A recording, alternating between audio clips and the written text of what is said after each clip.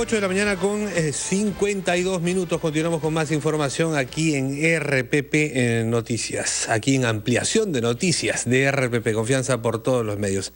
Andrés Gómez de la Torre está con nosotros. Andrés, buenos días, bienvenido. Buenos días. Para revisar contigo el panorama internacional que está movido por todos lados. En México por el tema del narcotráfico, la pérdida de la autoridad.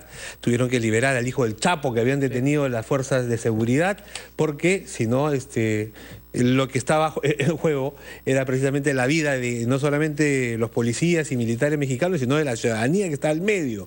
Luego lo que ha pasado en Ecuador, se retrocedió ante una serie de medidas que había tomado el presidente Lenín Moreno por protestas, lo mismo en Chile, y ahora en Bolivia con esa situación de incertidumbre respecto al resultado de las elecciones.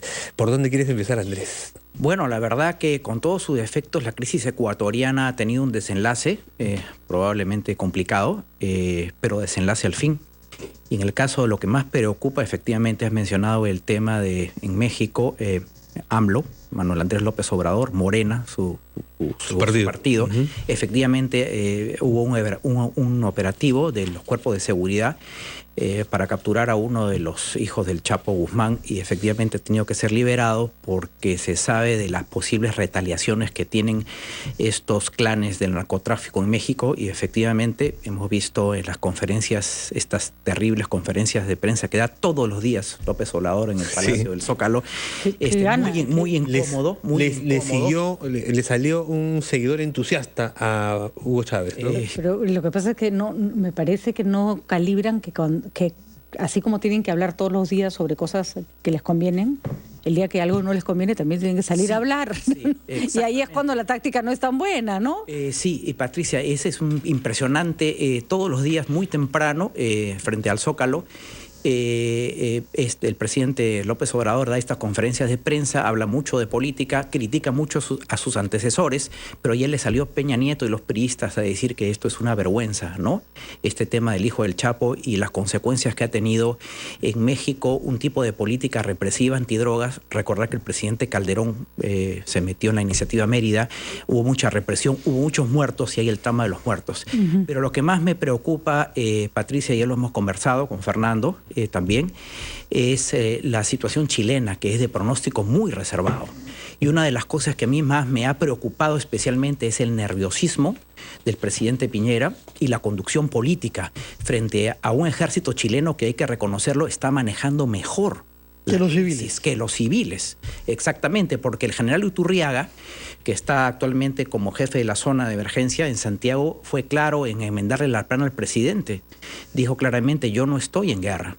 Y si uno se fija en los últimos videos, el ejército chileno, que se está cuidando mucho por el trauma que significó la represión militar del gobierno de Pinochet entre el 73 y el 90, se está cuidando de acercarse a la población y decirle a la población, estoy aquí para protegerlos. O sea, el propio ejército ha marcado una distancia con el poder político. Que Piñera ha sido incapaz de marcar. Pero, Andrés, te vamos a pedir un momentito que nos esperes porque estamos desde Santiago de Chile con Mirna Schlinder. Ella es periodista, conductora de noticias del programa ADN Hoy, de Radio ADN, del Grupo Iberoamérica.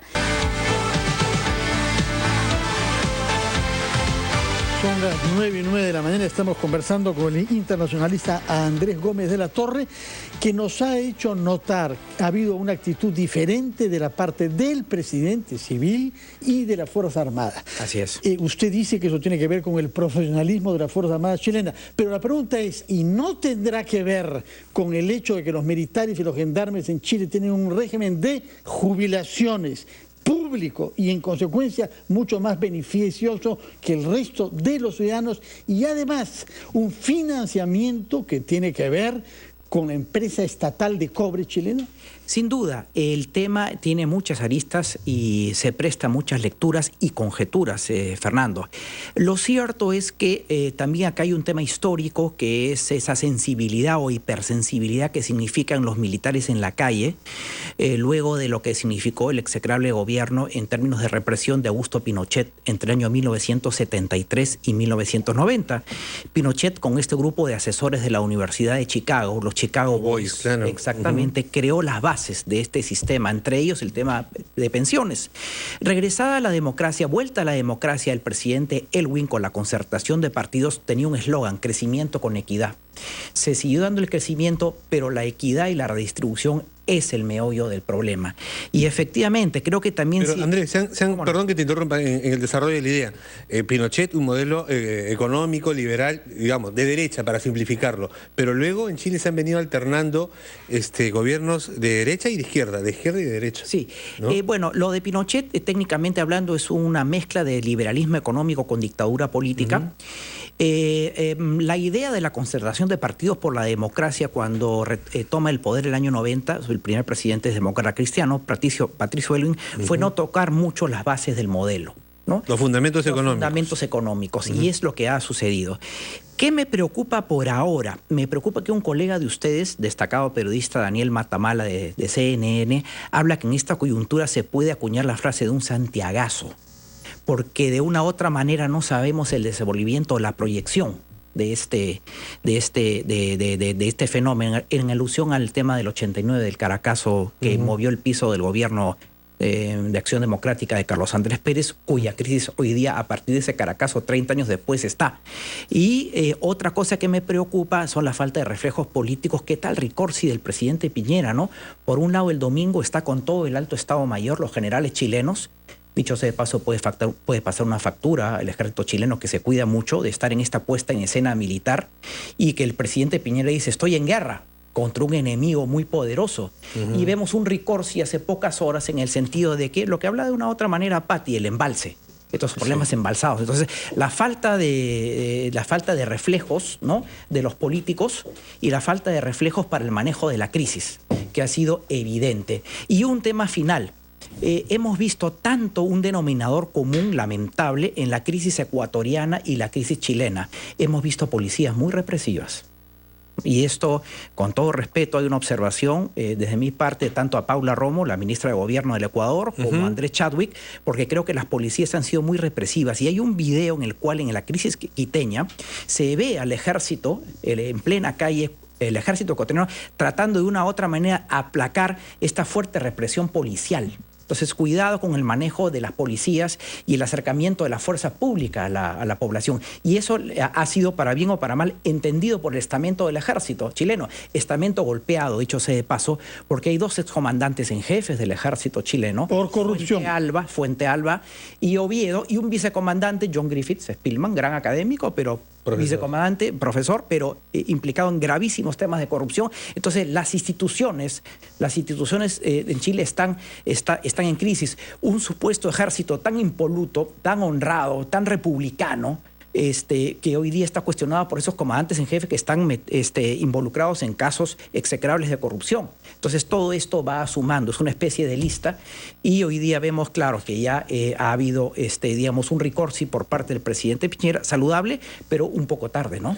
Ahora, una mirada a lo que está pasando en Bolivia antes que el tiempo nos gane, Andrés, porque hay una misión de observación de la OEA que, integrada, como se ha recordado, por más bien personajes próximos a Evo Morales, ideológicamente, finalmente han terminado señalando, pues, graves irregularidades, ¿no? Un anforazo, en términos sencillos.